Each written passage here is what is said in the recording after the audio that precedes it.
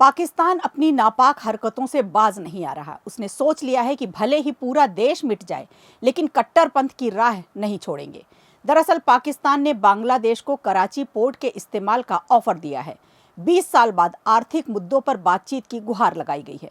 तो क्या है इसके पीछे की सच्चाई, जानेंगे इस वीडियो में। वहीं दूसरी तरफ डबल वोटर आईडी कार्ड मामले में फंस गए हैं प्रशांत किशोर।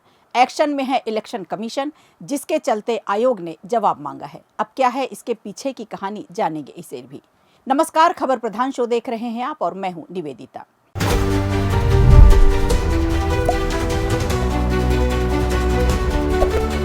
दरअसल 20 साल बाद पाकिस्तान और बांग्लादेश की बड़ी बैठक हुई है और उसमें पाकिस्तान ने एक बेहद दिलचस्प प्रस्ताव रखा है। उसने बांग्लादेश को कहा है कि आप अपने निर्यात के लिए कराची पोर्ट का इस्तेमाल कीजिए। ये ऑफर यूं ही नहीं आया, इसके पीछे एक बड़ी कूटनीतिक चाल है और सीधे सीधे भारत का नाम भी जुड़ता है। आखिर क्या है पूरी कहानी, आइए जानते हैं।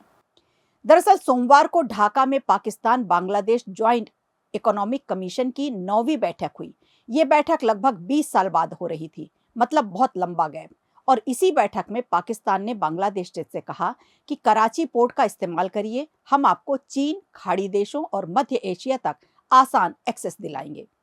पाकिस्तान की कोशिश साफ समझ में आती है, बांग्लादेश को व्यापार और राजनीति दोनों मोर्चे पर भारत से दूर करना। याद दिला दें कि आपको 2025 8 अप्रैल को भारत ने एक अहम सर्कुलर जारी किया था, जिसके तहत बांग्लादेश अब भारत की जमीन से होकर किसी तीसरे देश को निर्यात नहीं कर सकता, यानी ट्रांसशिपमेंट सुविधा खत्म। इस फैसले की वजह से बांग्लादेश का काफी व्यापार प्रभावित होने लगा और पाकिस्तान ने इस मौके को तुरंत भांप लिया। अब आते हैं जूट पर, जो मामला और ज्यादा गर्माता है।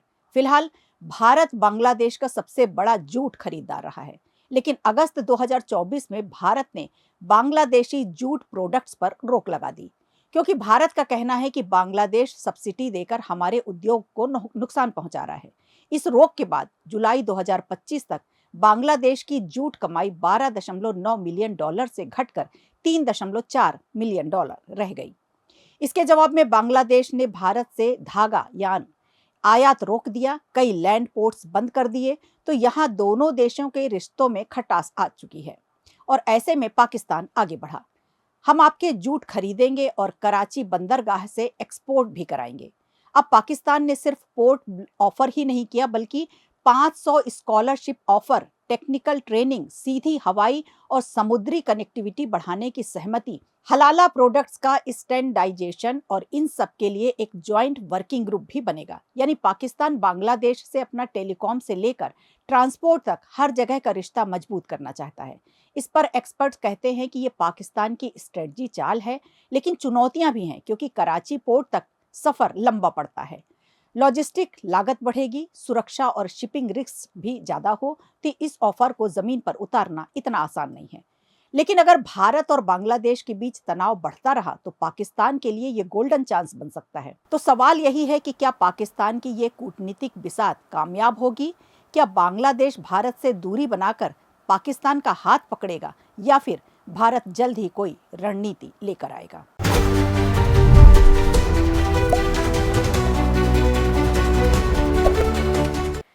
प्रशांत किशोर इस समय अपनी जन सुराज यात्रा के जरिए बिहार की राजनीति में बड़ी एंट्री की तैयारी कर रहे हैं।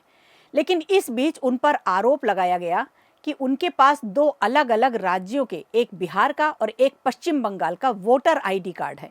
ये खुलासा सामने आते ही बिहार की राजनीति में हलचल मच गई और चुनाव आयोग एक्शन में आ गया। जैसे ही विवाद बढ़ा, जन सुराज पार्टी की तरफ से प्रवक्ता सौरभ सिंह ने सफाई दी। उनके अनुसार साल 2021 में जब पीके पश्चिम बंगाल चुनाव में काम कर रहे थे, तो वो नियमों के तहत वहीं वोटर लिस्ट में शामिल हुए थे। फिर साल 2022 में बिहार लौटने के बाद उन्होंने खुद चुनाव आयोग से कहा था कि उनका नाम बंगाल से हटाकर बिहार में जोड़ा जाए। यानी यदि प्रक्रिया अधूरी है तो ये जिम्मेदारी पीके की नहीं है। अब सवाल ये उठा कि हाल ही में बिहार में हुए वोटर लिस्ट रिव्यू के दौरान पीके ने ये मुद्दा दोबारा क्यों नहीं उठाया? तो इस पर जन सुराज का ये जवाब है कि इसकी जरूरत ही नहीं थी, क्योंकि आवेदन पहले से दिया हुआ था, वो सिर्फ प्रक्रिया पूरी होने का इंतजार कर रहे थे। लेकिन रिपोर्ट्स के मुताबिक चुनाव आयोग ने अब नोटिस भेजकर जवाब मांगा है और जांच शुरू कर दी है। यानी मामला अब सीधा ईसी के हाथों में है। 2 वोटर आईडी का ये विवाद बिहार विधानसभा चुनाव से पहले प्रशांत किशोर के लिए बड़ी मुश्किल साबित हो सकता है। अब देखने वाली बात यह होगी कि पीके इस विवाद से कैसे निकल पाते हैं। क्या आप सोचते हैं कि ये सिर्फ एक राजनीतिक हथकंडा है या वाकई नियमों का उल्लंघन?